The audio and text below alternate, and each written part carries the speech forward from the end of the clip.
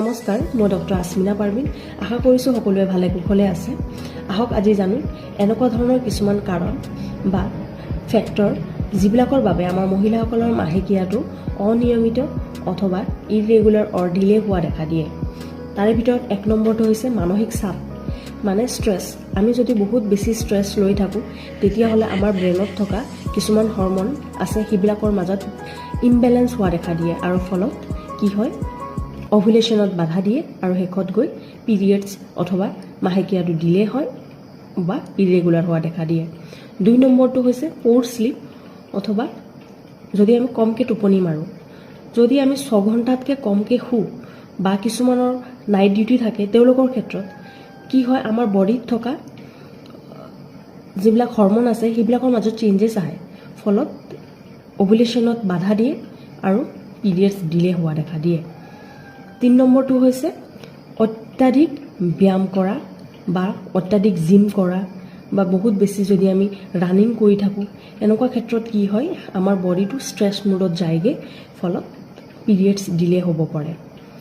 4 নম্বৰটো হৈছে যদি হঠাতে আমাৰ বডি ৱেইটটো বাঢ়ি যায় বা কমি যায়, তেতিয়াহ'লে কি হয়, আমাৰ বডিত থকা ইষ্ট্ৰজেনৰ যোনটো হৰমন আছে সেইটোৰ মাজত ডিফাৰেঞ্চ আহি যায়, ফলত পিৰিয়ডছ ডিলে হোৱা দেখা দিয়ে।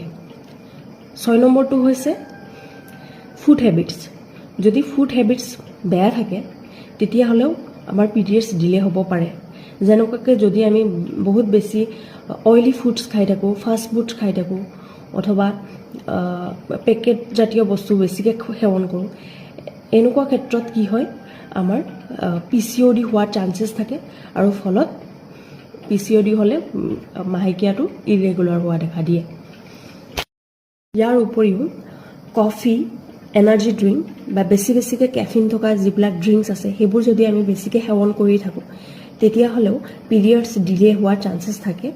ইভেন যদি বেছিকৈ আমি চিগাৰেট বা এলকহল এইবিলাক বস্তু বেছিকৈ সেৱন কৰি থাকোঁ তেতিয়াহ'লেও আমাৰ হৰমন চাইকেলটো ডিষ্টাৰ্ব হয়, ফলত পিৰিয়ডছ ডিলে হ'ব পাৰে।